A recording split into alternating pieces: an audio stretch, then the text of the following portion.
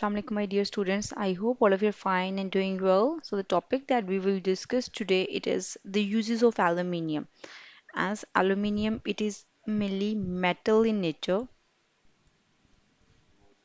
so it has its a wide variety and a lot of uses in our daily life and in the industries as well. So let's start its uses. It mainly belongs to group 3A in the periodic table.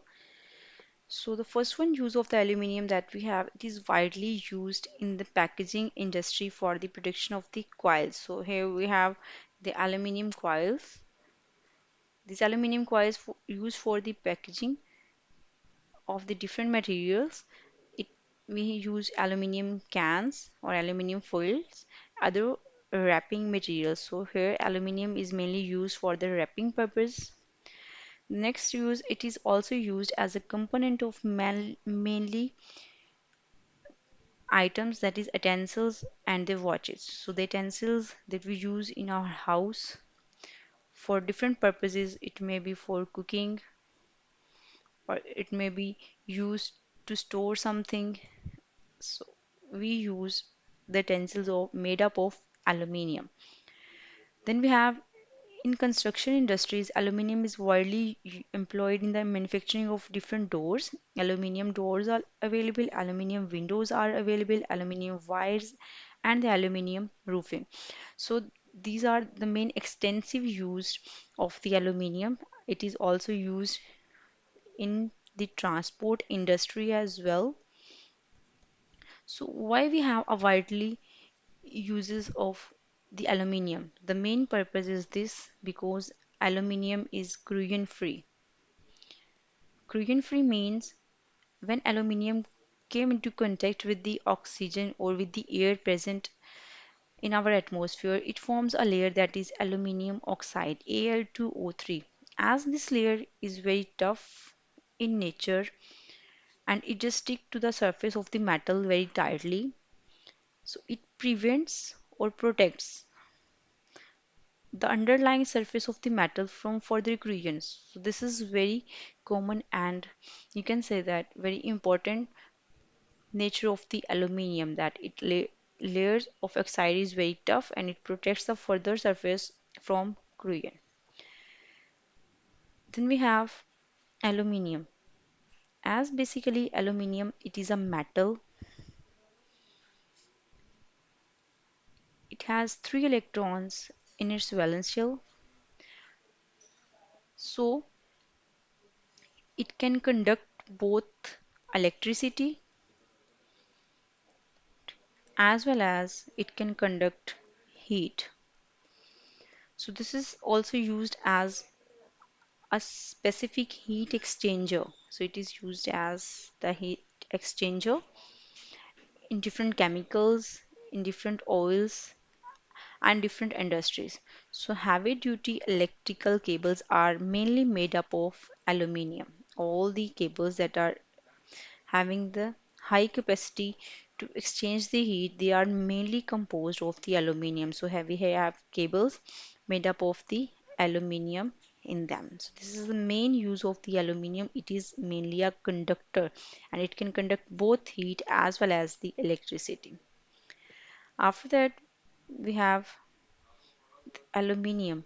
It is used as reflective of radiant energy. What does mean by this? For this purpose, it is commonly used in the industries and its main use in the industry is this: it is used to insulate the buildings. As it is used to insulate the buildings, insulate mean it prevents the transfer of heat to the lower surface because it can reflect the radiant energy. Radiant energy or the energy released by the sun or the energy of the sun, which is known as the radiant energy, it can reflect that energy because it is having a very shining surface. So it can be used as an insulator for the buildings and it is also used to jam the radar. So it is also used to jam the different radars as the different rays that are coming from the radar, it can jam because it can reflect that light. So it is mainly used as an excellent reflector of the radiant energy. On the other hand, it is mainly non-magnetic. It is non-magnetic in nature. As it is non-magnetic, so it is used as a navigational equipment. It is used to navigate the directions. This is also the most important use of the aluminium in our daily life. After that, aluminium alloys. So we use, as aluminium is a metal, a solid metal. It can combine with the other metal. That metal is also present in solid state and changes into the product. These products are known as alloys. When one solid metal combines with the other solid metal, the main product that we gain, it is the alloy. And this process of formation of alloys is known as alloying. So aluminium is used in the purpose of alloying. So we use different utensils or different production of the alloys in our daily life. Aluminium get combined with the other metals and changes into the alloys, and it forms the alloys with the different metals, and these metals may be copper, it may be magnesium, it may be nickel, and it may be zinc. So the aluminium just combined with all these metals and changes into the main solid alloys, and these alloys have also many different properties.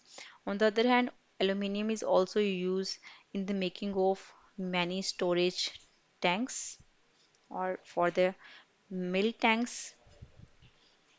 Why it is used as aluminium foil or storage tanks? Because it can reflect the heat. So it just to keep the things cool, and it also prevents them from being overheated in the presence of sunlight. So that's why we can use the aluminium in different ways, as it is the main metal. And the last one use of the aluminium we have, it is used as a reducing agent. As aluminium is a reducing agent, so it can be used for this purpose in many chemical industries, and it can be also used in different steel industries. So this is the main uses of the aluminium. It is a reducing agent. It can reduce the other metals. It is used in chemical as well as the steel industries. I hope you guys understand about the different uses of the aluminium, as it is widely used for different purposes in our daily life. And if you have guys have any queries, you may ask me about that in the comment section. And the next topic that we will discuss in our, it is the group 4A elements. For that time, you guys keep learning and have a good day.